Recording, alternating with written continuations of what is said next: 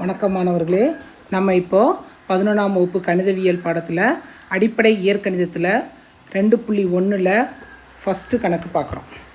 அங்கே என்ன கொடுத்துருக்காங்கன்னா √7 1/4 0 3.14 4 22/7 ஆகிய ஒவ்வொரு எண்ணினையும் n q r - q அல்லது z என்ற அடிப்படையில் எழுதுகன்னு கொடுத்துருக்காங்க.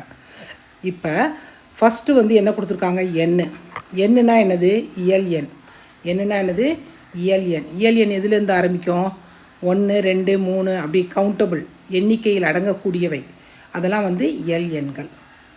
அடுத்து முழு எண்கள். முழு எண்கள்னால் என்னது, அந்த இயல் எண்களோட ஒரு பூஜ்ஜியத்தை சேர்த்துட்டோம்னா என்னது முழு எண்கள். அந்த இயல் எண்ணும் முழு எண்ணும் சேர்ந்தது மிகை எண்கள்னு சொல்லுவோம். குறை எண்கள்னால் -1 2 3 4ன்னு இருக்கும். இந்த குறை எண்ணும் முழு எண்ணும் பூஜ்ஜியமும் சேர்ந்த கலவை இசட்னா முழுக்கள்.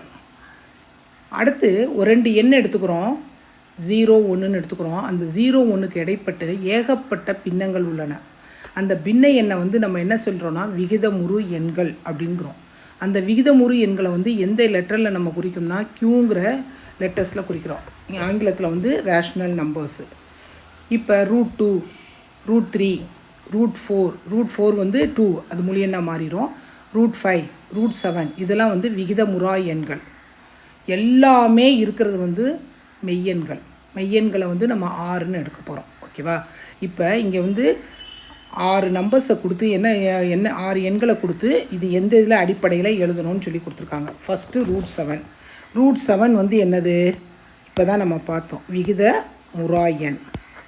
விகித முறா எண்.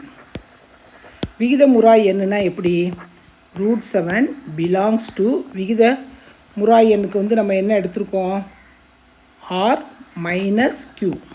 மெய்யெண்ணிலேருந்து விகிதமுறு எண்ணை கழிச்சிட்டோம்னா விகிதமுறா எண். அடுத்தது என்ன கொடுத்துருக்காங்க, -1/4. இது என்னது, இது ஒரு மைனஸ்னால் என்னது, குறை. பின்னம்னா என்னது, விகிதமுறு எண். பின்னம்னா என்னது, விகிதமுறு எண்.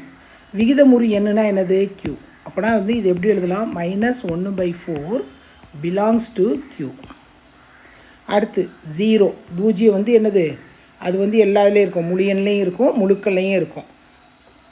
0 belongs to first w z. wனா என்னது, முழு எண். ஆனால் இங்கே முழு எண் கொடுக்கலை, அதனால் நம்ம அதை எடுக்கணும்னு அவசியம் இல்லை. அங்கே என்ன கொடுத்துருக்காங்களோ அதை மட்டும் செஞ்சால் போதும். அங்கே என்ன கொடுத்துருக்காங்க, எண்ணில் இருக்குமா, இருக்காது. க்யூவில் இருக்குமா, பின்னத்தில் இருக்க சான்சஸ் இருக்குது, க்யூ. அடுத்து என்ன இதில் இருக்கும், இசட்டில் இருக்கும்.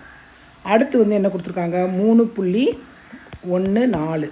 3 என்ன, இது தசம பின்னம். இந்த தசமத்தை எதுனா விகிதமுறு எண்ணா இருக்குது. இது என்னது, தசம பின்னம். தசம எந்த இது முடிவுறா சுழல் தன்மை திரும்ப திரும்ப அதே தான் வரும். சுழல் தன்மையற்ற தசம பின்னம். அப்படின்னா இது எப்படி எழுதலாம், 3.14 பிலாங்ஸ் டு q. பின்னம்னாலே நம்ம என்ன எழுதணும், க்யூவில் தான் இருக்கும். அடுத்து 4 மிகை முழு. 4 என்னது, மிகை முழு. மிகை முழுனா நம்ம என்னது, 4 ஒரு எண், மிகை எண். இது எதில் இருக்கும், இயல் எண்களில் இருக்கும். அடுத்து முழுக்களில் இருக்கும். அடுத்து பின்னத்துலேயும் இருக்கும். அடுத்து 22/7. 22/7னாலே என்னது, 3.14 வந்துக்கிட்டே இருக்கும். இது என்னது, ஒரு விகிதமுறா எண். விகிதமுறு எண். இது என்னது, ஒரு விகிதமுறு எண்ணுன்னு எடுக்கிறோம். அப்படின்னா which is belongs to q. இது ஒரு ரேஷ்னல் நம்பர். புரியுதா மாணவர்களே? அடுத்த கணக்கில் மீண்டும் சந்திப்போம்.